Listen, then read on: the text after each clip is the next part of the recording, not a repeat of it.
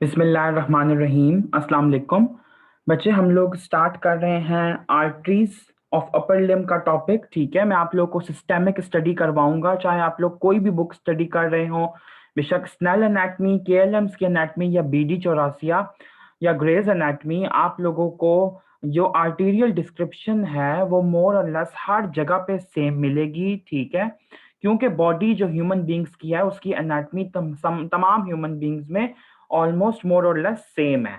ठीक है, तो बच्चे सिस्टेमिक स्टडी का बेसिकली फायदा ये होगा कि जैसे मैं आज आपको आर्टरीज करवा रहा हूँ, फिर नर्व्स करवाऊंगा, वेन्स करवाऊंगा, तो इसका फायदा आपको ये होगा कि आप पूरे जितना भी अपर लिम्ब पढ़ेंगे, जहां जहां पे जो जो आर्म पढ़ेंगे, फोर आर्म पढ़ेंगे, तो वहां की आर्टरीज आपने पहले ही कवर की होंगी और वो मुझे दोबारा रिपीट करवाने की जरूरत नहीं पड़ेगी और वो मैं आपको दोबारा पढ़ाऊंगा भी नहीं।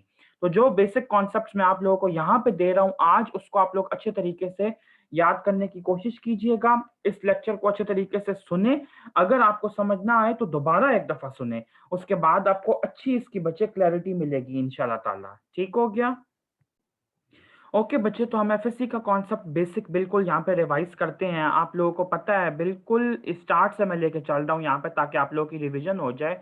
ये राइट साइड है बॉडी का, ये लेफ्ट साइड है, ये मैंने हार्ट यहाँ पे शो किया है। This is right atrium, this is right ventricle, this is left atrium, this is left ventricle. Right atrium अपना ब्लड राइट वेंट्रिकल के अंदर पोर करता है वाया ट्राइकस्पिड वाल्व, जिसको मैं टीवी लिखूंगा। ठीक है, लेफ्ट एट्रियम अपना ब्लड पोर करता है लेफ्ट वेंट्रिकल के अंदर via valve known as mitral valve. ठीक हो गया?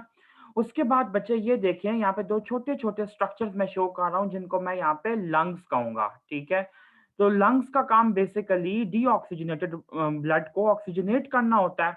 तो राइट एट्रियम के अंदर ब्लड कहाँ से आ रहा है? बेसिकली ये आ रहा है सुपीरियर वीना केवा और इंफीरियर वीना केवा से, जिसको मैं यहाँ पे लेबल कर रहा हूँ ऐसे करके।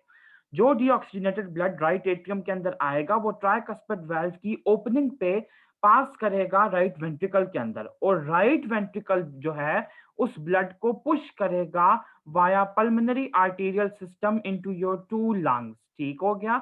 दोनों लंग्स के अंदर जाएगा वाया पल्मोनरी आर्टरीज। अब आपका ये पहला एमसीक्यू कि बॉडी के अंदर ऐसी कौन सी आर्टरीज हैं जो कि डीऑक्सीजनेटेड ब्लड कैरी करती हैं? वैसे तमाम आर्टरीज ऑक्सीजनेटेड ब्लड कैरी करती हैं, तो they are basically pulmonary arteries जिनके अंदर डीऑक्सीजनेटेड ब्लड शामिल होता है। ठीक है, और वो लेके जाती हैं लंग्स के पास इसको, ताकि ये इनको ऑक्सीजनेट कर दे। लंग्स ब्लड को ऑक्सीजनेट करने के बाद फोर पल्मोनरी वेन्स के थ्रू, पल्मोनरी वेन्स मैं यहाँ पे लिख रहा हूँ और उसके आगे सामने लिख रहा हूँ four, there are basically four pulmonary veins जिसके जरिए deoxygenated blood sorry oxygenated blood left atrium के अंदर आएगा। लंग से ऑक्सीजनेट होने के बाद, ऑक्सीजन रिच होने के बाद, लेफ्ट एट्रियम में जब बच्चे ब्लड एंटर होता है तो वो माइट्रल वाल्व की ओपनिंग पे लेफ्ट वेंट्रिकल में आ जाता है, और लेफ्ट वेंट्रिकल के अंदर जो बच्चे ब्लड होता है वो एओर्टा के थ्रू पूरी बॉडी के अंदर पंप हो जाता है। ठीक है, पूरी सिस्टेमिक सर्कुलेशन में चला जाता है। दो छोटे छोटे पॉइंट्स इंफॉर्मेशन के यहाँ पे और ऐड करना चाहता हूं कि राइट वेंट्रिकल और पल्मोनरी आर्टरी के जंक्शन पे एक वाल्व होता है जिसको हम लोग कहते हैं पल्मोनरी वाल्व, जिसको मैं पीवी लेबल कर रहा हूँ। और बिल्कुल इसी तरह लेफ्ट वेंट्रिकल और एओर्टा के जंक्शन पे एक वाल्व होता है जिसको हम लोग कहते हैं एवी, एओर्टिक वाल्व। तो बेसिकली हार्ट के अब चार वाल्व्स हो गए: tricuspid valve, mitral valve, pulmonary valve and aortic valve. Mitral valve का दूसरा नाम जो है वो बायकस्पिड वाल्व भी है। तो इसके अलावा बच्चे अब यहाँ पे एक और इम्पॉर्टेंट एमसीक्यू जो आपको हाईलाइट करवाना है वो ये है कि हार्ट का ऐसा कौन सा वाल्व है जो कि बायकस्पिड है। So your answer should always be mitral valve, ये आपने याद रखना है। ट्राइकस्पिड वाल्व, पल्मोनरी वाल्व और एओर्टिक वाल्व, तीनों के अंदर तीन कस्प्स पाए जाते हैं। बेसिकली तीन लीफलेट्स पाए जाते हैं जो कि उस वाल्व को बना रहे हैं। लेकिन एक चीज आपकी कंफ्यूजन दूर कर दूं, आपने याद रखनी है कि पल्मोनरी वाल्व और एओर्टिक वाल्व दोनों के अंदर तीन तीन कस्प्स हैं, लेकिन इनको हम ट्राइकस्पिड वाल्व नहीं कहते। क्यों? क्योंकि अगर हम इन तीनों वाल्व्स को ट्राइकस्पिड वाल्व कहेंगे तो हमारी डिफरेंशिएशन खत्म हो जाएगी कि स्पेसिफिकली हम किस वाल्व की बात कर रहे हैं ट्राइकस्पिड की। क्या वो एओर्टा वाला ट्राइकस्पिड या पल्मोनरी वाला ट्राइकस्पिड या राइट एट्रियम राइट वेंट्रिकल के बीच वाला ट्राइकस्पिड? तो इसलिए आपने अलग अलग नेम यूज करने हैं। Tricuspid valve for the valve that is present in between right atrium and right ventricle. Pulmonary valve जो है वो ट्राइकस्पिड है, लेकिन उसको हम लोग पल्मोनरी वाल्व ही कहेंगे, और एओर्टिक वाल्व भी बिल्कुल इसी तरह। तो योर एमसीक्यू इज के कौन सा ऐसा वाल्व है जो कि बायकस्पिड है, so your answer should always be mitral valve. ठीक है, इसके दो कस्प्स होते हैं। अच्छा, इधर से बच्चे मैं डिस्कशन अपनी आगे बढ़ाता हूँ, मैं अपना टॉपिक फर्दर एनहांस करता हूँ और एओर्टा की तरफ लेके जाता हूँ। दोबारा आपको ये शो कर रहा हूँ कि this is right atrium, this is right ventricle, this is left atrium, this is left ventricle. अब मेरा फोकस सिर्फ और सिर्फ एओर्टा पे होगा। ये एओर्टा जो बच्चे यहाँ से अराइज की है लेफ्ट वेंट्रिकल से ऊपर की तरफ, इस एओर्टा को हम लोग कहते हैं असेंडिंग एओर्टा, ऊपर चढ़ती हुई एओर्टा जो कि ऊपर की तरफ असेंड कर रही है। उसके बाद जो एओर्टा का पार्ट आता है ये आर्च फॉर्म में, इसको हम लोग कहते हैं आर्च ऑफ एओर्टा। ठीक है, मैं यहाँ पे सिर्फ आर्च लिख रहा हूँ। और आर्च के बाद जो पार्ट कंटिन्यू करता है हार्ट के लेवल से नीचे, इसको हम लोग कहते हैं डिसेंडिंग एओर्टा। अब बच्चे एक बात आपने याद रखनी है, एफएससी में भी आप लोग ये पढ़ के आए हैं कि ह्यूमन बीइंग की बॉडी के बेसिकली दो बड़ी कैविटीज जो आपको पता चल रही हैं ट्रंक के अंदर ह्यूमन बीइंग की, वो कौन कौन सी हैं? ये देखें, ये है आपकी चेस्ट की कैविटी और नीचे एब्डोमिनल कैविटी। ठीक हो गया, एब्डोमिन और पेरिनियम। तो ये जो चेस्ट की कैविटी है और ये एब्डोमिनल कैविटी है, इसको सेपरेट करने के लिए अल्लाह ताला ने एक स्ट्रक्चर यहाँ पे बनाया है, that is known as diaphragm. तो जो आपका हार्ट होता है वो बेसिकली डायाफ्राम के ऊपर रेस्ट करता है, वो उसके ऊपर पड़ा होता है। तो बच्चे आप ये देखो कि आपकी बॉडी के अंदर जो एओर्टा है उसने सिर्फ चेस्ट रीजन को तो सप्लाई नहीं करना ना, उसने तो नीचे भी सप्लाई करना है, एब्डोमेन और आपके लोअर लिम्ब को भी सप्लाई करना है। तो मैं यहाँ पे पहले शो कर देता हूँ कि for example if this is diaphragm, ये डायफ्राम मैंने शो कर दिया ब्राउन कलर के अंदर, इसके ऊपर आपका हार्ट पड़ा हुआ है। तो इधर से आपको ये आइडिया हो रहा है कि कोई ऐसी ओपनिंग प्रेजेंट है डायफ्राम के अंदर जहां से आपकी एओर्टा पास करके नीचे की तरफ जाती है। तो बेसिकली आपकी जो डिसेंडिंग एओर्टा है, ये पूरी आपकी डिसेंडिंग एओर्टा जो नीचे भी जा रही है, लेकिन इसके दो पार्ट्स हैं। डायफ्राम से ऊपर जो इसका पार्ट होता है इसको हम लोग कहते हैं डीटीए, डिसेंडिंग थोरेसिक एओर्टा, यानी कि थॉरक्स के अंदर चेस्ट कैविटी को और अपर लिम्ब चेस्ट कैविटी को सप्लाई करने वाली जो एओर्टा है। ठीक है, और जो नीचे वाला बचे एओर्टा है इसको हम लोग कहते हैं डीएए, डिसेंडिंग एब्डोमिनल एओर्टा, यानी कि एब्डोमिन को सप्लाई करने वाली, एब्डोमिन, पेरिनियम, लोअर लिम्ब सबको सप्लाई करने वाली ये एओर्टा है। ठीक हो गया। तो बेसिकली मैंने आपको एओर्टा के तीन मेन पार्ट्स पढ़ाए, ascending aorta, arch of aorta and descending aorta. अब आप ये देखें कि डिसेंडिंग एओर्टा के फर्दर टू पार्ट्स अलग से बताए हैं, descending thoracic and descending abdominal aorta. दूसरी चीज बच्चे आपको ये याद होनी चाहिए कि डायफ्राम के अंदर ओपनिंग होती है, ठीक है, जिधर से आपकी एओर्टा पास करती है। फॉर एग्जांपल अगर मैं सुपीरियरली दिखाऊं, ये डायफ्राम है तो उसके बिल्कुल पीछे करके पोस्टीरियरली यहाँ पे ओपनिंग होती है, क्योंकि एओर्टा पीछे करके पोस्टीरियरली पड़ी होती है। तो आपकी वहां पे ओपनिंग होती है, इसको हम लोग कहते हैं एओर्टिक हाइएटस, ये आपने याद रखना है। ठीक है, एओर्टिक हाइएटस यानी कि एओर्टिक ओपनिंग। और आप लोग ये देखें, मजे की बात इसकी है, और आप लोग थॉरक्स का रीजन पढ़ेंगे, ये बेसिकली मैंने आप लोगों को थॉरक्स की बातें बताई हैं जो कि चैप्टर 19 के अंदर डॉक्यूमेंटेड है। तो चैप्टर 19 अभी करने की जरूरत नहीं है, मैंने खुद आपको कॉन्सेप्ट दे दिया, बस इसको एब्जॉर्ब कर लें। ये आपके प्रॉफ का टिपिकल एमसीक्यू है, वाइवा क्वेश्चन है कि जो एओर्टिक ओपनिंग होती है ये किस वर्टिब्रल लेवल पे प्रेजेंट होती है। आपको पता है ना कि आपकी बॉडी के अंदर ये डिफरेंट वर्टिब्रा है, ऐसे करके यहाँ पे आपके सारे सर्वाइकल वर्टिब्रा है, नीचे आपके सारे थोरेसिक वर्टिब्रा है। ठीक है, मैं उनको प्रॉपर्ली नहीं शो कर रहा, लेकिन सिर्फ आपको एमसीक्यू करा रहा हूँ। आप ये देखें कि जो एओर्टिक हाइएटस है इसके टोटल अल्फाबेट्स कितने हैं? 12, 1 2 3 4 5 6 7 8 9 10 11 12। तो इन 12 अल्फाबेट्स के अकॉर्डिंग आप लोग ये निमोनिक याद रखें कि T12 वर्टिब्रा के लेवल पे एओर्टिक ओपनिंग प्रेजेंट होती है डायफ्राम के अंदर। डायफ्राम में एक सुराख होता है T12 वर्टिब्रा के लेवल पे, जहां से डिसेंडिंग थोरेसिक एओर्टा का नाम बदल जाता है और नीचे जाके वो डिसेंडिंग एब्डोमिनल एओर्टा कहलाता है। ये आपका बहुत इंपॉर्टेंट एमसीक्यू है। अब मैंने आप लोगों को एओर्टा का भी इंट्रोडक्शन दे दिया, अब मैं दोबारा अपने टॉपिक के ऊपर वापस आ रहा हूँ कि आप लोग देखें कि मैं आपको कहाँ ले जाने की कोशिश कर रहा हूँ। ये दोबारा बच्चे मैंने शो किया, right atrium, right ventricle, left atrium, left ventricle. अब आप बच्चों ये देखो कि ये असेंडिंग एओर्टा है, इसको मैं इग्नोर करूंगा, हमारा मेन फोकस असेंडिंग एओर्टा नहीं है, हमारा फोकस है आर्च ऑफ एओर्टा। यहां से मैंने आपको अपर लिम्ब की इंपॉर्टेंट बात बतानी है। जो आपकी आर्च ऑफ एओर्टा, इससे तीन मेन आर्टरीज जो होती हैं बच्चे वो अराइज कर रही होती हैं। ये राइट साइड है बॉडी का, ये लेफ्ट साइड है। तो राइट साइड पे एक बहुत बड़ा ट्रंक अराइज करता है जिसको हम लोग कहते हैं ब्रेकियोसेफालिक ट्रंक। ठीक हो गया, ब्रेकियोसेफालिक ट्रंक। और लेफ्ट साइड पे दो मेजर आर्टरीज अराइज करती हैं, ये एक आर्टरी अराइज करती है जिसका नाम है लेफ्ट कॉमन कैरोटिड आर्टरी, और यहाँ पे जो दूसरी आर्टरी अराइज करती है that is left subclavian artery. Subclavian को डिनोट करने के लिए मैंने एस सी लिखा है, ठीक है, और कॉमन कैरोटिड के लिए सी सी लिखा है। सबसे पहले बच्चे आप लोग ये लफ्ज का मतलब समझने हैं कि जो कैरोटिड का लफ्ज है वो जब भी आएगा ये कैरोटिड का वर्ड, तो इसका मतलब है हेड एंड नेक रीजन की सप्लाई की बात हो रही है, हेड एंड नेक रीजन की आर्टीरियल सप्लाई की बात हो रही है। तो आर्च ऑफ एओर्टा से जो भी आर्टरी अराइज कर रही है कैरोटिड नामी, वो ऊपर की तरफ जाके हेड एंड नेक रीजन को सप्लाई करेगी लेफ्ट साइडेडली, ठीक है। अब आप देखें लेफ्ट साइड पे दो आर्टरीज तो हो गई, लेफ्ट कॉमन कैरोटिड और लेफ्ट सबक्लेवियन, तो राइट साइड पे ऐसा क्यों नहीं है? बिल्कुल राइट साइड पे भी ऐसा ही है, सिर्फ थोड़ा सा फर्क इतना है कि ब्रेकियोसेफालिक ट्रंक से ये दो आर्टरीज अराइज करती हैं। ये देखो, ये मैं ग्रीन कलर के अंदर शो कर रहा हूँ, ये है राइट कॉमन कैरोटिड आर्टरी और ये है आपकी राइट सबक्लेवियन आर्टरी। ये आपको बेसिक एनाटॉमी आई होप कि अब तक क्लियर हो गई होगी कि कॉमन कैरोटिड और सबक्लेवियन आर्टरीज कैसे कैसे अराइज कर रही हैं। लेफ्ट साइड वाली डायरेक्टली अराइज कर रही हैं आर्च ऑफ एओर्टा से, और राइट साइड वाली ब्रेकियोसेफालिक ट्रंक के थ्रू अराइज कर रही हैं। इस चीज को अब आपने कभी भी गलत नहीं करना। एक और बात जो मैं आप लोगों को शो करना चाहता हूँ वो मैं ह्यूमन बीइंग की डायग्राम बना के शो करता हूँ। ओके बच्चे देखिए, डायग्राम मैंने बना के इसके अंदर ह्यूमन बीइंग का राइट साइड और लेफ्ट साइड दोनों शो किया है, ठीक है। अब ये मैंने हार्ट यहाँ पे शो किया है, हार्ट से देखिए ये असेंडिंग एओर्टा अराइज कर रही थी, यहाँ पे आपकी प्रेजेंट है आर्च ऑफ एओर्टा। अभी तक मैंने आपको क्या बात बताई कि यहाँ पे राइट साइडेडली आपका अराइज करता है ब्रेकियोसेफालिक ट्रंक, लेफ्ट साइड पे लेफ्ट कॉमन कैरोटिड और लेफ्ट सबक्लेवियन आर्टरी। एक चीज आपने अप्रिशिएट करनी है, मैं आपको क्लियर कर दूं कि राइट साइड का जो मैं ब्रेकियोसेफालिक ट्रंक शो कर रहा हूँ, इसके अंदर भी मैंने ये शो किया है कि राइट कॉमन कैरोटिड आर्टरी ये है, ये लेफ्ट कॉमन कैरोटिड आर्टरी है, ये लेफ्ट सबक्लेवियन आर्टरी है, और ये बच्चे आपकी राइट साइड की सबक्लेवियन आर्टरी हो गई। ऐसा ही है ना?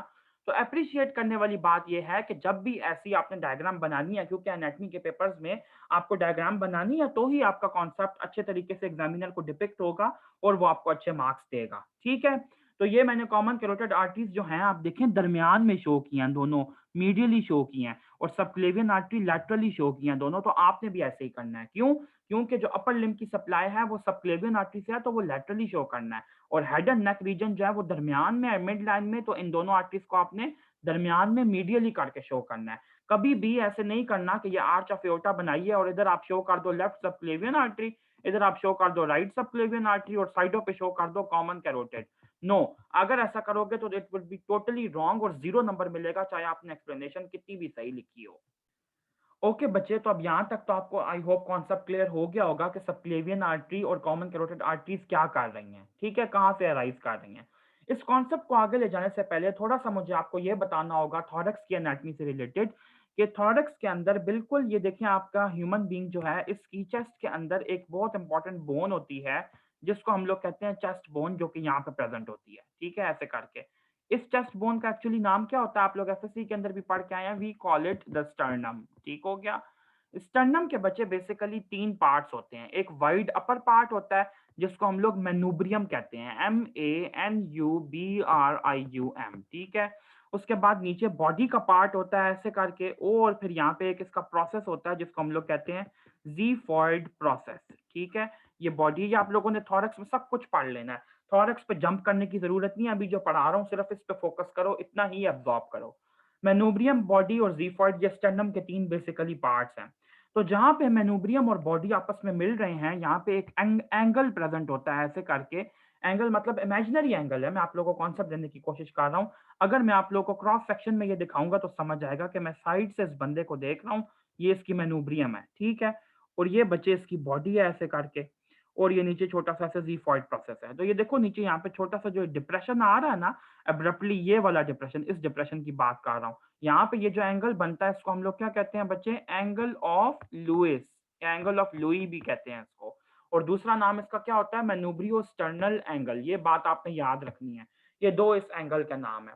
इसी के रिलेटिव आपको ये कहानी बताने का पर्पज ये था कि मैनूब्रियो स्टर्नल एंगल जो होता है या एंगल ऑफ लुई जो होता है, इसके लेवल पे जो आपकी रिब प्रेजेंट होती है that is actually second rib, ठीक है। राइट साइड और लेफ्ट साइड दोनों पे यहाँ पे प्रेजेंट होती है इस जंक्शन पे सेकंड रिब। तो इसका क्या मतलब बना? इसका ये मतलब बना कि ये एक इंपॉर्टेंट लैंडमार्क है आपके लिए आगे जब आप लोग लाइफ में जाएंगे क्लिनिकली इंटरकोस्टल स्पेसेस कैलकुलेट करने के लिए। फॉर एग्जांपल मैं ये कहता हूँ कि फिफ्थ इंटरकोस्टल स्पेस कहाँ पे है, तो आप लोग देखेंगे कि सेकंड रिब और थर्ड रिब के बीच में जो स्पेस होगी that would be second intercostal space, फिर इससे नीचे थर्ड, फोर्थ, फिफ्थ, तो ये इसकी इंपॉर्टेंस है। अब ये मैंने आपको यहाँ पे क्यों बताई, क्योंकि जो डिफरेंट रिब्स का आपको पता होगा, जो मैं आप लोगों को लिमिटेड नॉलेज अभी यहाँ पे दे रहा हूँ, उसी के अकॉर्डिंग हम लोग डिफरेंट आर्टरीज की इंफॉर्मेशन पढ़ेंगे। तो अब मैं यहाँ पे ह्यूमन बींग दोबारा, जी बच्चे, ये देखिए मैंने ह्यूमन बींग ड्रॉ किया, ये राइट साइड शो किया, ये लेफ्ट साइड, और दोबारा वही वाला हार्ट जो है मैंने यहाँ पे क्लियरली शो कर दिया। ठीक हो गया।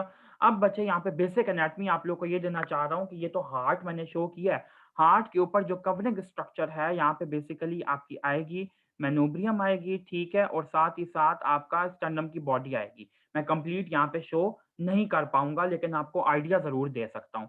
मेनोब्रियम यहाँ पे स्टर्नम के साथ एक बोन आपकी जो जॉइंट बना रही है दैट इज एक्चुअली क्लेविकल। ये क्लेविकल शो करने की मैंने कोशिश किया, I know my diagram is not good, लेकिन क्लियर आपको कॉन्सेप्ट जरूर हो जाएगा।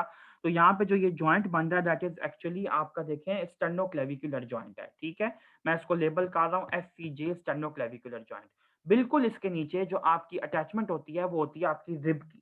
अब आप ये देखें कि नेक के अंदर जो आपके वर्टिब्रे प्रेजेंट होते हैं they are actually cervical vertebrae, C1 से लेकर C7 तक, और थोरेसिक रीजन में जो आपके वर्टिब्रा प्रेजेंट होंगे they would be your thoracic vertebrae. तो ये है आपका T1 वर्टिब्रा, और ये है आपका नीचे यहाँ पे T2 वर्टिब्रा, और इससे नीचे बचे यहाँ पे आपका आता है T3 वर्टिब्रा, और फिर इस तरह सो ऑन। मैं सारे वर्टिब्रे यहाँ पे नहीं शो कर पाऊंगा, लेकिन जो इंपॉर्टेंट वर्टिब्रा मैंने यहाँ पे शो करना था वो T1 और T2 है। तो अभी मैंने आपको ये बताया कि जो आपकी फर्स्ट रिब होगी उसकी बेसिकली अटैचमेंट क्या होगी, कि वो T1 के लेवल से, एक सेकेंड मैं आपको क्लियर करता हूँ। जी बच्चे, तो यहाँ पे बेसिक आइडिया देने का पर्पस ये था कि आपको ये समझाया जाए कि रिब्स की एनाटमी कैसे होती है, हमारी चेस्ट वॉल कैसे बनती है। तो बच्चे जो आपकी फर्स्ट रिब होती है वो T1 वर्टिब्रा के लेवल से स्ट्रेच करती हुई आगे आगे मेनोब्रियम के ऊपर उसकी एक अटैचमेंट होती है। उसके ऊपर अटैचमेंट नहीं होती, बेसिकली उसका वहां पे जॉइंट फॉर्मेशन होती है। तो मैं आपको ये एक साइड की रिब शो कर रहा हूँ। बिल्कुल इसी तरह लेफ्ट साइड पे भी इसकी एनाटमी है कि फर्स्ट रिब T1 वर्टिब्रा के साथ पोस्टीरियरली इन कांटेक्ट होती है, और एंटीरियरली वो मेनोब्रियम के साथ आके इधर एक जॉइंट फॉर्मेशन करती है। याद रखिएगा कि ये ग्रीन कलर वाला मेनोब्रियम है, मैंने ब्लैक कलर के साथ गलती से शो किया, वो हार्ट के बॉर्डर्स हैं। ये जो मैंने ग्रीन कलर का डार्क स्ट्रक्चर शो किया इसको मैं ब्राउन ब्लू कलर में शो करता हूँ, ये एक्चुअली स्टर्नम है जो कि एंटीरियरली कवर कर रही है हार्ट को। तो ये आपकी स्टर्नम है, इसके साथ आपकी जॉइंट फॉर्मेशन होगी रिब्स की, ठीक है। तो ये आपकी थी बच्चे फर्स्ट रिब, एंड पोस्टीरियरली से एंटीरियरली मैंने आपको ये शो कर दी। अब बच्चे मैं आपको ये शो करना चाहता हूँ कि जो दूसरी रिब है वो भी बिल्कुल इसी तरह आके और मेनूब्रियो स्टर्नल जंक्शन के ऊपर लगेगी दूसरी रिब, और पोस्टीरियरली वो इन कांटेक्ट होती है T2 वर्टेब्रा के साथ। तो ये मैंने आपको दूसरी रिब भी शो कर दी, ठीक हो गया। इससे नीचे बच अभी मैं नहीं जा रहा, ये बेसिक बोनी एनाटमी है, ठीक है। अच्छा, अब बच्चे देखें होता बेसिकली क्या है कि यहाँ से अब मैं आपको हार्ट की जो इंपॉर्टेंट बात है वो बताता हूँ। ये असेंडिंग एओर्टा थी, यहाँ पे आपकी आर्च ऑफ एओर्टा ने अराइज किया।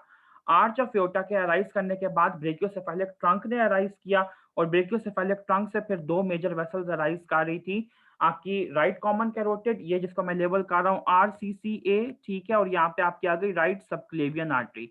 बिल्कुल इसी तरह लेफ्ट साइड पे भी आपका बनेगा। लेफ्ट साइड की भी मैं जो सिर्फ फर्स्ट रिब है उसको यहाँ पे शो कर देता हूँ आपकी आसानी के लिए, ताकि आपको कॉन्सेप्ट पता चल जाए। अच्छा, अब ये देखें लेफ्ट साइड की जो बच्चे वेसल है वो शो कर रहा हूँ, लेफ्ट कॉमन कैरोटिड आर्टरी है, ठीक है, और ये साथ ही साथ लेफ्ट आपके पास सबक्लेवियन आर्टरी है। अब आपको ये सारी कहानी मैंने इस वजह से समझाई कि आपको ये पता चले कि राइट साइड की सबक्लेवियन आर्टरी जब वो अराइज करती है ब्रेकियोसेफालिक ट्रंक से, तो outer border of first rib, ये आपकी फर्स्ट रिब का आउटर बॉर्डर है, और ये वाला इनर बॉर्डर है। तो आपकी जो राइट सबक्लेवियन आर्टरी होती है वो outer border of first rib तक सबक्लेवियन आर्टरी ही कहलाती है, ठीक है। ये चीज आपने याद रखनी है। इसकी मैं एग्जांपल बच्चों को बिल्कुल इस तरह सिंपल वे में देता हूँ कि फॉर एग्जांपल एक दरियाए सिंध है, जैसे रिवर इंडस है, वो चाइना से लेके कराची तक बहरा अरब में यानी कि अरेबियन सी तक बहता है, ठीक है। लेकिन डिफरेंट सिटीज में उस रिवर को डिफरेंट नेम्स दे दिए जाते हैं। बिल्कुल इसी तरह बच्चे आपको ये याद होना चाहिए कि बहुत सारे रोड्स ऐसे होते हैं जो कि all over the countries stretch कर रहे हैं, लेकिन डिफरेंट सिटीज में उन रोड्स के डिफरेंट पार्ट्स को डिफरेंट नाम दे दिया जाता है। बिल्कुल इसी तरह ये जो आपकी artery as right subclavian artery arise की है, ये outer border of first rib तक राइट सबक्लेवियन ही कहलाती है, लेकिन जैसे ही ये outer border of first rib cross करती है तो इसको हम लोग एक्सिलरी आर्टरी कह देते हैं। अब एक्सिलरी आर्टरी की डिटेल में जाने से पहले थोड़ी सी एनाटॉमी आपको और एनहांस करनी पड़ेगी कि पोस्टीरियरली पीछे की तरफ आपकी चेस्ट वॉल पे एक बोन पड़ी है, जो कि यहाँ पे मैं बिल्कुल छोटी करके शो कर रहा हूँ क्योंकि मेरे पास स्पेस कम है और मैं इस डायग्राम को डिस्टर्ब नहीं करना चाहता। तो आप लोग ये खुद देखिएगा कि वैसे ये बोन बड़ी होती है, आप लोग पिक्चर्स में देख सकते हैं। इसको हम लोग कहते हैं स्कैपुला। ठीक है, राइट साइड पे भी होती है, लेफ्ट साइड पे भी। इस फिगर का टोटल लेफ्ट साइड में इग्नोर कर रहा हूँ क्योंकि राइट साइड की जो एनाटमी है ऑलमोस्ट वो ही सिर्फ लेफ्ट साइड की एनाटमी है। सिर्फ एक बड़ा डिफरेंस है कि राइट साइड पे आपकी राइट सबक्लेवियन और right common carotid brachiocephalic artery से अराइज कर रही है, जबकि लेफ्ट साइड पे दोनों इंडिपेंडेंटली आर्च ऑफ एओर्टा की ब्रांचेस हैं। ठीक है, अच्छा ये मैंने आपको बताया कि ये बेसिकली आपकी स्कैपुला है। ठीक है, अब इस स्कैपुला के साथ एक आपकी अपर लिम्ब की बोन जॉइंट बनाती है, that is actually known as humerus. और ये मैंने क्या शो करने की कोशिश की है कि ये ग्रेटर ट्यूबरोस्टी है ह्यूमरस की, और यहाँ पे बच्चे आपकी होगी लेसर ट्यूबरोस्टी। तो यहाँ पे इनके दरमियान जो बेसिक जॉइंट बनता है, इसको मैं यहाँ पे ऐसे शो कर रहा हूँ, इसको हम लोग कहते हैं ball and socket variety of joint. ठीक है, shoulder joint is an example of ball and socket variety. ठीक है, ये आपका प्रॉफ का एमसीक्यू है, ये यहाँ पे जॉइंट बनता है। तो डिफरेंट मसल्स जो अराइज कर रहे हैं स्कैपुला से, उनका ऑरिजिन इंसर्शन जो है वो ह्यूमरस के साथ होता है। दो मसल्स हैं जिनका नाम है टीरीज। ठीक है, एक है टीरीज माइनर और एक है बच्चे आपके पास टीरीज मेजर मसल। यहाँ पे आपको जनरल एनाटॉमी में आप लोग ये चीज पढ़ेंगे, जो कि मैं अभी क्लियर कर दूं। मसल्स के जो नेम्स है ना, इनका मतलब होता है, टीरीज का मतलब होता है राउंड। इसकी बेसिकली जो क्रॉस सेक्शनल शक्ल होती है ना, वो राउंड होती है। तो टीरीज मेजर मसल जो होता है बच्चे, ये अराइज करता है स्कैपुला से। मैं एग्जैक्ट ऑरिजिन इंसर्शन नहीं बता रहा, और यहाँ पे जाके इंसर्ट हो जाता है इंटरट्यूबरक्युलर सल्कस पे। Now what is intertubercular sulcus? आपको ये क्लियर होना चाहिए कि ये ह्यूमरस का अगर हेड है तो इसके ऊपर आपको दो ट्यूबरोस्टीज मिलती हैं, एक ये लेसर ट्यूबरोस्टी, एक ये ग्रेटर ट्यूबरोस्टी। इनके बीच में जो आपको एक सल्कस मिलता है, ये जिसको मैं ब्लू कलर में शो कर रहा हूँ, उसको हम लोग कहते हैं इंटरट्यूबरक्युलर सल्कस। ठीक है, ये आपके प्रॉफ का, आपकी स्टेज का, आपकी सब स्टेज का, हर जगह का टिपिकल क्वेश्चन है जो मैं अभी आपसे पूछने लगा हूं कि इंटरट्यूबरक्युलर सल्कस के ऊपर अटैचमेंट्स क्या होती हैं मसल्स की। वो मसल्स तो मैं अभी आप लोगों को डिटेल में नहीं कराऊंगा, लेकिन वाइवा का चूंकि क्वेश्चन है इसलिए इसको हाईलाइट कर दूं कि इंटरट्यूबरक्युलर सल्कस के दो लिप्स होते हैं। ये जो बच्चे इसका लिप है जिसको मैं डार्क ब्लू में शो कर रहा हूँ, ये वाला, ये है लैटरल लिप, और ये वाला बच्चे जिसको मैं जिगजैग शो कर रहा हूँ, this is actually medial lip. Medial lip के ऊपर एक मसल आके लगता है जिसका नाम है टीरीज मेजर मसल। ठीक है, क्या नाम है इसका? Teres major muscle. स्कैपुला से अराइज किया और यहाँ पे जाके medial lip of intertubercular sulcus पे लग गया, this is known as teres major muscle. और जो लैटरल लिप होता है इसके ऊपर एक और मसल लगता है जिसका नाम होता है pec major muscle, pectoralis major muscle. और पेक का मसल्स का आपको नाम पता है ना, कि पेक का जो मसल है वो बेसिकली पूरे के पूरे आपकी चेस्ट वॉल के ऊपर से अराइज करता है, रिब्स के ऊपर से, और यहाँ पे जाकर लग देता है, जो मैंने अभी ब्लू कलर की एक बाउंड्री शो करने की कोशिश की है। ये लैटरल लिप पे लगता है। तो मीडियल लिप पे टीरीज मेजर लगता है इंटरट्यूबरकुलर सल्कस के, लैटरल लिप पे पेक मेजर लगता है। इनके बीच में एक और मसल जो होता है वो इंटरट्यूबरकुलर सल्कस के फ्लोर पे जाकर लगता है, जिसको मैं यहाँ पे ऐसे शो कर रहा हूँ। तो इसको हम लोग क्या कहते हैं बच्चे? लेटिसिमस डॉर्साई। ठीक है, लेटिसिमस डॉर्साई इंटरट्यूबरकुलर सल्कस ऑफ ह्यूमरस के फ्लोर पे लगता है। तो इसका कॉमन एक निमोनिक आप लोगों को बुक्स के अंदर लिखा हुआ मिलेगा, जिसको हम लोग कहते हैं लेडी बिटवीन टू मेजर्स। ठीक है, यानी कि दो मेजर्स के बीच में लेडी की अटैचमेंट है। मेजर्स कौन से? Teres major medially, pectoralis major laterally, और इनके दरमियान फ्लोर पे लेटिसिमस डॉर्साई। हमारी बात कहाँ से कहाँ चली गई? बेसिकली इसलिए कि मैं आप लोगों को इंपॉर्टेंट बातें भी साथ ही कवर करवाना चाहता हूं। तो हम लोग अपने टॉपिक पे दोबारा वापस आते हैं। मैंने टीरीज मेजर की जो अटैचमेंट आपको बताई थी, उसका पर्पस बच्चे बेसिकली यही था कि आपको ये चीज क्लियर हो जाए कि टीरीज मेजर मसल की अटैचमेंट कहाँ पे है स्कैपुला से लेके ह्यूमरस तक। तो राइट सबक्लेवियन आर्टरी के ऊपर मैं दोबारा वापस आता हूँ और बताता हूँ कि right subclavian artery outer border of first rib, जिसको मैं यहाँ पे हाईलाइट कर रहा हूँ, यहाँ तक तो राइट सबक्लेवियन रहती है, लेकिन इसके बाद इसका नाम बदल के क्या हो जाता है? Axillary artery. ठीक है, तो एक्सिलरी आर्टरी बच्चे ट्रेवल करती है, और टीरीज मेजर मसल, क्योंकि मैंने जरा सा टेढ़ा करके शो किया इसलिए मैं इसको दोबारा रीओरिएंट करने की कोशिश करता हूँ। आप देखें कि फॉर एग्जाम्पल ये टीरीज मेजर मसल है। ठीक है, ये टीरीज मेजर मसल है ऐसे करके। अच्छा, राइट सबक्लेवियन से आगे यहाँ पे आएगी मेरे पास axillary artery, outer border of first strip से लेके टीरीज मेजर के लोअर बॉर्डर तक ये जो सेगमेंट आएगा आर्टरी का, इसको मैं कहूंगा एक्सिलरी आर्टरी। मैं दोबारा इस बात को क्लियर कर दूं, सबक्लेवियन आर्टरी जो थी वो outer border of first strip तक थी। Outer border of first strip से लेके टीरीज मेजर का लोअर बॉर्डर ये बनता है हमारे पास, यहां तक है आपकी एक्सिलरी आर्टरी। ठीक है, टीरीज मेजर के बाद एक्सिलरी आर्टरी को एक्सिलरी नहीं कहते, बल्कि इसको क्या कहना शुरू कर देते हैं, ब्रेकियल आर्टरी। अब मैं आप लोगों को अपर लिम्ब की सप्लाई इंडिविजुअली अलग से एक दफा फिर बता जी। तो बच्चे ये देखें, आर्च ऑफ एओर्टा थी, यहाँ से राइट साइड का ब्रेकियोसेफेलिक ट्रंक अराइज किया, राइट साइड की कॉमन कैरोटिड बनी, राइट साइड की सबक्लेवियन बनी। ठीक है, यहाँ पे फिर आया outer border of first strip, वहां तक ये कहलाई बच्चे ऐसे करके सबक्लेवियन आर्टरी। ठीक है, उसके बाद इसको हमने नाम दे दिया, ये राइट साइड की मैं शो कर रहा हूँ। ठीक है, उसके बाद बच्चे यहाँ पे एक मसल था, उसको उसके लेवल तक हमने इस आर्टरी को नाम दे दिया एक्सिलरी आर्टरी का।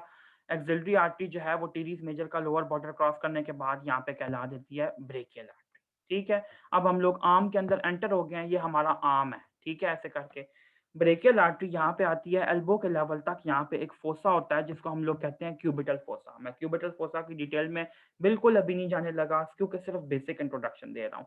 तो ब्रेकियल आर्टरी जो है क्यूबिटल फोसा के लेवल पे यहाँ पे नीचे आती है, यहाँ पे उसको दो बोन्स मिलती हैं। कौन कौन सी बोन होती है यहाँ पे जो बच्चे, एक बोन प्रेजेंट होती है that is actually known as radial bone. ठीक है, और यहाँ पे आपको मिलेगी ऐसे एक अल्ना की बोन ऐसे करके। यहाँ पे बच्चे रेडियल ट्यूबरोसिटी के लेवल पे ऑलमोस्ट ऑलमोस्ट ब्रेकियल आर्टरी आके डिवाइड करती है इनटू टू मेन आर्टरीज, जिनको हम लोग कहते हैं radial artery and ulnar artery. ये थंब है आपका, ये लिटिल फिंगर है, तो थंब की तरफ वाली जो आर्टरी होती है ये रेडियल आर्टरी है, यानी कि अगर आप फोर आर्म को सुबाइन पोजीशन में रखें तो ये लैटरली आती है, और अल्नर आर्टरी जो है ये मीडियली आती है।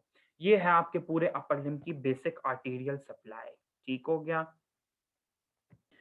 ओके बच्चे, तो अब हम लोग हर आर्टरी को डिटेल में डिस्कस करेंगे जो अपर लिम्ब के हिसाब से इंपॉर्टेंट है। तो बेसिक सेगमेंट्स मैंने आपको क्या बताया, सबक्लेवियन आर्टरी, फिर एक्सिलरी आर्टरी, फिर ब्रेकियल आर्टरी, फिर रेडियल आर्टरी, और साथ उसके अल्नर आर्टरी, और यही दो आर्टरीज बेसिकली आपके हैंड की भी सप्लाई देंगी। तो अब आप ये देखें कि आज का जो हमारा लेक्चर था इसके अंदर हम लोगों ने सबक्ले ये मतलब एक्सिलरी आर्टरी को डिस्कस करना है। ठीक है, सबक्लेवियन आर्टरी जो है बच्चे, इसको हम लोग नहीं डिस्कस करेंगे, ये आप लोग सेकंड ईयर की एनाटमी में हेड एंड नेक रीजन के अंदर पढ़ेंगे, और जो कॉमन कैरोटिड है वो भी आप लोग हेड एंड नेक रीजन के अंदर ही पढ़ेंगे। आज जो हमारा मेन टॉपिक है वो एक्सिलरी आर्टरी है। ओके बच्चे, तो मैंने दोबारा ये ह्यूमन बीइंग ड्रॉ किया, ये राइट साइड है, ये लेफ्ट साइड है। इसके ऊपर अब मैं एक्सिलरी आर्टरी के पार्ट शो करने की कोशिश करूंगा जो कि आपने मेरे साथ अंडरस्टैंड करने हैं। मैंने आपको अभी बताया कि पोस्टीरियरली आपकी एक बोन प्रेजेंट होती है, दैट इज जी। तो मैंने आपको ये बताया कि पहले भी बताया कि एक बोन पीछे प्रेजेंट होती है जिसको हम लोग कहते हैं स्कैप्यूला। ठीक है, एक सेकंड जी, ये देखें यहाँ पे करके उसका मैं ग्लिनॉइड कैविटी शो कर रहा हूँ, ये पीछे की तरफ ऐसे स्कैप्यूला है। ठीक है, यहाँ पे उसका एक प्रोसेस होता है that is known as coracoid process, और यहाँ पे एक और आ रहा होता है that is known as acromion. This is acromion, this is coracoid process. यहाँ पे ह्यूमरल हेड जो होगा वो इसके साथ ज्वाइंट फॉर्मेशन कॉज करवाएगा। अब छोटी सी चीज जो यहाँ पे आपको हाईलाइट करनी है कि चेस्ट का एक बहुत इंपॉर्टेंट मसल का नाम मैंने पहले लिया, that is known as pec major. Pec major के नीचे एक और छोटा सा मसल होता है that is known as pec minor. ठीक है, ये पेक माइनर जो होता है ये भी चेस्ट वॉल से और रिब से अराइज कर रहा है। तो आप ये देखें कि इसके ऊपर पैक मेजर मसल की अटैचमेंट यहाँ थी, और ये पैक मेजर है पूरे का पूरा, और इसके नीचे ये पैक माइनर है। तो अगर मैं आपको लैटरली शो करूं तो पैक मेजर आगे की तरफ आएगा और पैक माइनर बीच में आएगा। ठीक है, ये पैक माइनर मसल जो है ये एक की मसल है रेडियल एक्सिलरी आर्टरी के पार्ट्स को डिफाइन करने के लिए। अब मैं दोबारा यहाँ पे शो करता हूँ, for example if this is the arch of aorta, यहाँ पे ब्रेकियोसेफेलिक ट्रंक है, यहाँ पे सबक्लेवियन आर्टरी है। सबक्लेवियन आर्टरी अराइज करने के बाद ये देखें फर्स्ट रिब तक ये रही सबक्लेवियन। ठीक है, इसके बाद बचे सबक्लेवियन आर्टरी का बाद जो पार्ट जो कंटिन्यू करता है that is actually axillary artery. ये देखें, तो एक्सिलरी आर्टरी के बेसिकली तीन पार्ट्स कर दिए पैक माइनर मसल ने। कौन कौन से पार्ट्स, एक पार्ट जो कि इस पैक माइनर मसल से पहले आ रहा है, यानी कि ये वाला जिसको मैंने वन लेबल किया है, प्रॉक्सिमल टू पैक माइनर, यानी कि first part of axillary artery. दूसरा पार्ट एक्सिलरी आर्टरी का जो कि पेक माइनर के पीछे आ रहा है, जिसको मैं ये ब्लू कलर शो कर रहा हूँ, लेकिन ये एक्चुअली पेक माइनर मसल के पीछे है, पोस्टीरियरली है, तो this would be the second part. और पेक माइनर मसल के बाद जो ये वाला पार्ट आ रहा है, जिसको मैं डैशेस शो कर रहा हूँ, डिस्टल पार्ट, इसको हम लोग कहते हैं third part of axillary artery that lies distal to pec minor muscle. तो पहला पार्ट एक्सिलरी आर्टरी का जो कि पेक माइनर से पहले, दूसरा पार्ट जो कि पेक माइनर के पोस्टीरियरली, और थर्ड पार्ट जो कि पेक माइनर मसल के बाद आया है, ठीक है, और डिस्टली है। और यहाँ पे फिर बच्चे टीरीज मेजर मसल उसको क्रॉस करता है, तो ये एक्सिलरी आर्टरी का थर्ड पार्ट जो होता है वो ब्रेकियल आर्टरी में कन्वर्ट हो जाता है। एक चीज यहाँ पे मैं हाईलाइट कर दूं, फर्स्ट ईयर की एनाटॉमी में यूजुअली आप लोगों को रिलेशंस नहीं करने को कहा जाता, लेकिन कुछ ऐसे स्ट्रक्चर्स हैं जिनके रिलेशंस आपने हर हाल में करने हैं, ठीक है, वो मैं आपको साथ साथ बताऊंगा। पहला स्ट्रक्चर जो है that is axillary artery. UHS के पास्ट एससीक्यूज के अंदर भी ये क्वेश्चन आ चुका है कि एक्सिलरी आर्टरी के रिलेशंस लिखें, तो मैं आप लोगों को एक्सिलरी आर्टरी के रिलेशंस अभी नहीं करवा रहा, जब एक्सिला का चैप्टर पढ़ाऊंगा तो बताऊंगा कि आप लोगों को कौन कौन से इंपॉर्टेंट रिलेशंस याद करने हैं। सारे रिलेशंस याद करने की जरूरत कतअन अभी नहीं है, ठीक है, जो इंपॉर्टेंट बताऊंगा सिर्फ वही, और आपको एमसीक्यूज के लिए भी ये बात काम आएगी। रिलेशंस बच्चे बेसिकली ये होते हैं, मैंने एग्जांपल ये देनी थी कि फॉर एग्जांपल आप लोग अपने घर में देखें, आप लोगों के पास किचन के अंदर स्पाइसेस का बॉक्स होता है जिसमें हल्दी, नमक, मिर्च सब कुछ पड़ा होता है। तो दरमियान में जो बॉक्स है जिसमें नमक पड़ा है, मैं अगर कहूँ उसके रिलेशंस बताओ, तो आप ये बताएंगे कि उसके लैटरली क्या है, उसके मीडियली क्या है, उसके एंटीरियरली क्या है, उसके पोस्टीरियरली क्या है। ये किसी स्ट्रक्चर के रिलेशंस होते हैं। अगर आपको एनाटॉमी में स्ट्रक्चर्स के रिलेशंस नहीं पता, अच्छे अच्छे जो इस रिलेशन इंपॉर्टेंट स्ट्रक्चर्स के हैं, खास तौर पे वैसे तो सब कुछ ही इंपॉर्टेंट है, लेकिन कुछ ऐसे इंपॉर्टेंट है जो कि मतलब लाइफ के लिए बहुत ही ज्यादा जरूरी है। तो अगर आपको उनके रिलेशंस नहीं पता, तो then you can't be a good surgeon. आप फिर हर पेशेंट की सर्जरी करते हुए सब कुछ काट डालोगे उसका, ठीक है। तो एनाटॉमी को अप्लाई करना सीखें, एनाटॉमी को आपने अप्लाई करना है, जो चीजें मैं आपको बताऊंगा, ठीक है। फिलहाल बच्चे आप लोगों के लिए यही चीजें जो इंपॉर्टेंट थी मैंने बताई हैं। नेक्स्ट लेक्चर के अंदर मैं आपको साथ ही नेक्स्ट पार्ट में बता रहा हूँ कि एक्सिलरी आर्टरी की ब्रांचेस कौन कौन सी होती हैं। ये दोनों आपने टॉपिक्स आज ही कवर करने हैं।